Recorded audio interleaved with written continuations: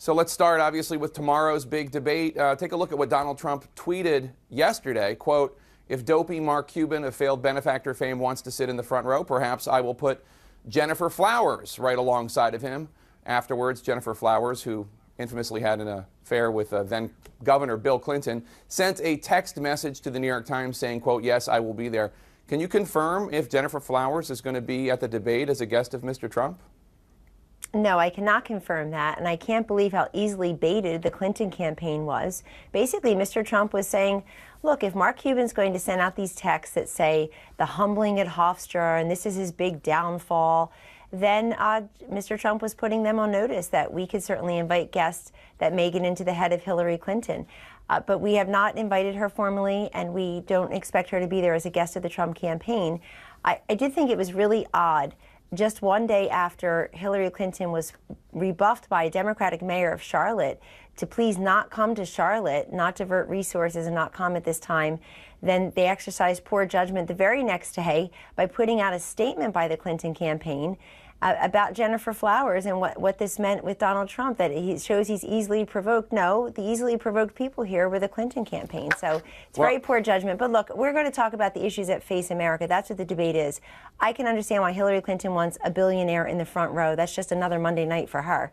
But we're going to talk, we're taking the case directly to the American people tomorrow night. Just as a point of fact, I think both Trump and Clinton were talking about visiting Charlotte, and the mayor said that they didn't have the resources for either one to visit. But I think it's curious, and probably a lot of viewers are wondering, you think that what's odd is the Clinton campaign's reaction to Donald Trump tweeting about somebody that her husband had an affair with decades ago, not the fact that Donald Trump tweeted something about someone that the nominee's husband had an affair with decades ago. It seems odd. It seems odd that they would give it life and breath, since you just said 3 times in a row that Governor Clinton had an affair with her. I didn't say it, but now a lot of Americans didn't know who Gennifer Flowers was. Did he not? Donald Trump gave it life. No, He's the one that brought it up. Well, and they could have left it at that. What he said was, if she's going to do this as a way to bait him, then perhaps, if it was in his tweet, perhaps he'll invite Gennifer Flowers there, or have her sit in the front row. But, you know, I also just want to say, Jake, that this year's particular presidential debates are incredibly important so that we can hear the visions of these two candidates. Donald Trump is out on the stump every single day. He was in Roanoke last night. He was in 4 or 5 swing states just this week, giving policy addresses, talking about issues. Hillary Clinton is running negative ads against him. You know what should be fact-checked? Hillary Clinton's campaign 2 weeks ago saying she was going to become more uplifting and optimistic and aspirational. Where was that? Where has that gone? It's negative ad after negative ad. It's negative pieces of mail, phone calls, get out the vote programs. We're just not going to do that. We're taking our case directly to the American people tomorrow in this debate, and may I add, every single day out in the stump. But Kellyanne, it's hard to argue that Donald Trump hasn't been negative about Hillary Clinton. I want to ask you, in fact, is he planning on bringing up Bill Clinton's marital infidelity during the debate itself? This is something he has discussed on Fox News Channel and in other places, and it's something that he's talked about in speeches.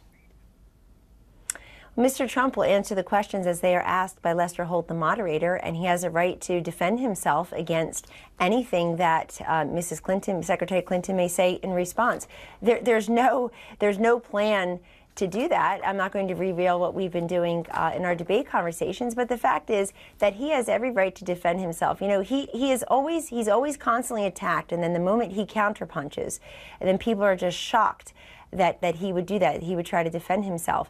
But he will answer the questions asked. We certainly hope that the questions go to policy, answer the questions that the American people have. They deserve and expect these candidates to be talking about the issues. You know, ABC, Washington Post came out with a poll overnight, Jake, that shows the issues that motivate Americans. They want these candidates to talk about the economy, terrorism, healthcare, immigration, national security. And so Mr. Trump is ready to have that conversation.